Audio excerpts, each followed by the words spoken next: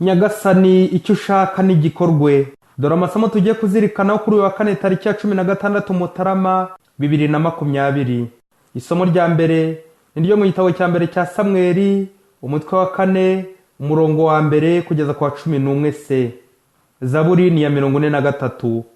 Ivanjili ni yanditswe na Mariko, umutwe wa mbere, umurongo wa 40 kugeza kwa 45. Nyagasani Yezu nabane namwe. Amagambo mu Ivanjili ntagatifu uko yanditswe na Mariko.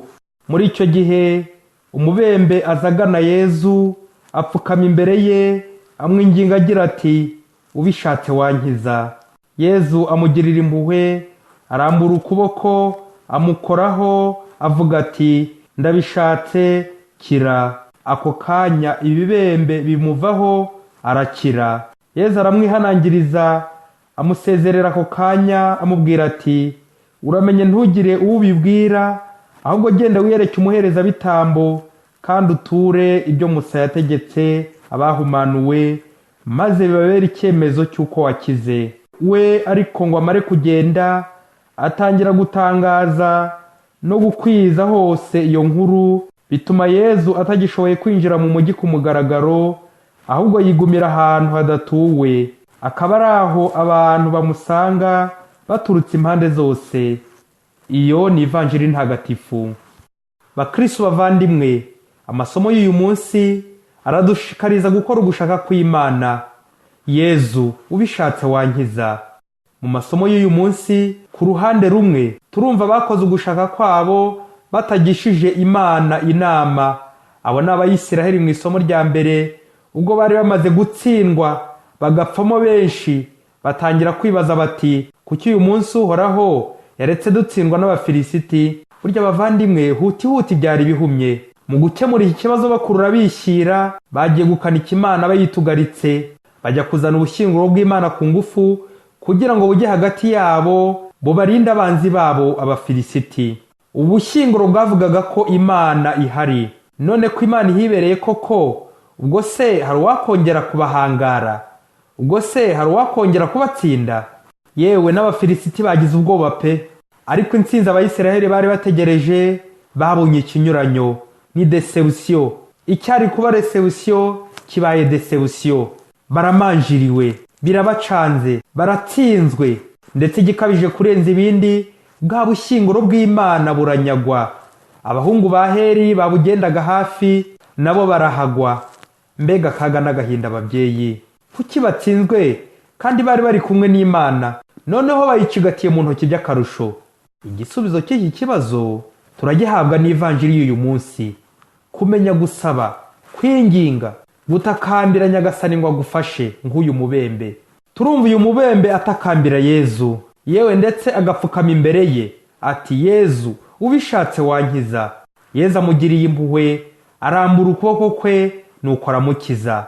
Uyu mubembe ntabwo ategeka Yezu ati, nkiza vuba. Ntabwo ashikuza nk'uko Abayisiraheli bashikuje ubushyinguro bw'Imana. Ntabwo uyu mubembe atugarika Yezu nk'uko abacu babigenje. Na Zaburi y'uyu munsi irimo ugutakamba, Nyagasani gira impuhwe zawe maze udutabare. Kwinginga Nyagasani. Ntabwo duhata Imana nk'uko duhata ibirayi cyangwa ibijumba. Ni ugupfukama twiyoroheje. Yezu niwe wivugiye ati, nimusabe muzahabwa. Kandi ikigaragara ntacyo twabuze kwa Yezu. Ntawe usaba Yezu ngo abure guhabwa. None kuki abantu biba? Burya gusaba birakomera abavandimwe. Dore ko ikintu cyose gisaba kwicisha bugufi cyose kirakomera. Mu mizirindwi y'ibyaha ariyo ukwikuza, ubugugu, ishyari, uburakari, ubusambanyi, ubusambo, ubute, umuzi ukaze cyane kurenza indi, shefu w'indi, ni ubwirasi, umuzi w'imizi y'ibyaha. Kwikuza, kwibona, shitani kwiyoroshya byarayinaniye, ariko Yezu we yarabishoboye. Umuntu wemera yumva yashikuza, agafata ku ngufu, akambura abandi, kuko yumva ari umunyembaraga. Mubyeyi, nugirwa ubuntu ukabona mugenzi waje kugusaba ka serivisi, aje kugusaba ku biryo, uzavuga uti ndatomboye, uzishima unezerwe, kuko gusaba ari iby'abantu b'Imana. Nta muntu wo kwa shitani usaba, ariko nyine ukamenya gusaba ibyiza nanone. Ni nabyo Mutagatifu Agustin yavugaga ati, impamvu dusaba ntiduhabwe ni eshatu. Nuko dusaba turi babi, tugasaba nabi, tugasaba ikibi.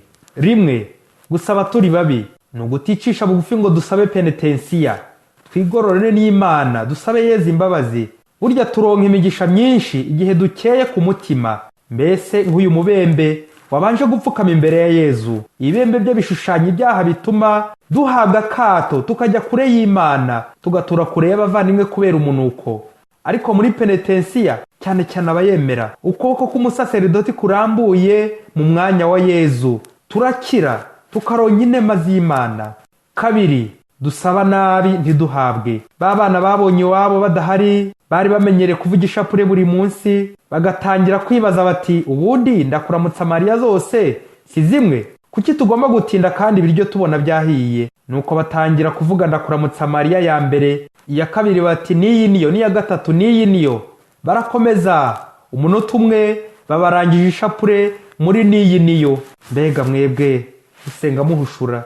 Guhushura isengesho ni nko kunyaga no gushikuza Imana ubushyinguro bwayo, wizeye ko ugiye gutsinda wihuse bikomeye. Ibintu byo gufata Imana nk'igikoresho cyacu ni ukwitonda. Ejo uzamenyera Imana, utangire uyitegeke uti ndavuze Mana ngo umpe gutsinda, ndagutegetse Mana ngo unkize. Mbega wowe. Gatatu, gusaba ikibi. Nyagasani umpe abanzi banjye batsindwe bose bashire. Mana, abana b'umuturanyi umfashe ntibazatsinde, ntibazajye ku ishuri, ntibazabone minerivare. Ubafashe bahure n'ibyago bikaza abantu bose bangirira nabi. Ni nka rya sengesho ry'igisambo kiti Mana ngiye kwiba, ukora uko ushoboye ntibaze kumfata.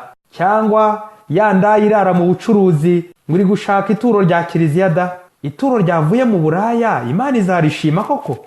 Babyeyi nimusigeho. Muvandimwe mwana w'Imana, guhera uyu munsi witoza umugenzo wa gipfura wo gusaba. Ntukajye wihereza, ntukajye wiba, aho ukora ibyo ushinzwe ntukabyibe, ntukiherezeho, ntukajye ushikuza, ntukajye usahura. Tegereza abaguhe urye akagabuye. Ako Imana ikwihereye gato karuta imirundo wahunika ariko y'imice, y'imibore, y'umuvumo. Ariko kuki abantu bikurira umuvumo kandi Imana ikwingingira imigisha yayo? Muvandimwe, wijye gusenga upfukamye nk'uyu mubembe. Yezu ubishatse wankiza. Ureke ugushaka kw'Imana gukorwe ntabari ukwawe. Ujye ureke Imana ikugenere kubaho. Imishinga yose ukoze ujye ubanza urebe niba harimo gushaka kw'Imana. Nihazamo gushaka kwawe cyangwa uko abantu, bizanuka urunturuntu. Naho niba birimo gushaka kw'Imana bizahumura ubuntu.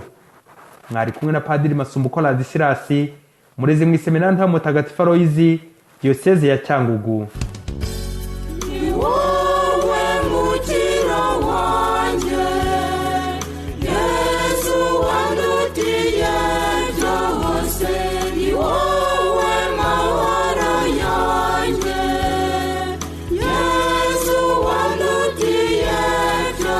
Say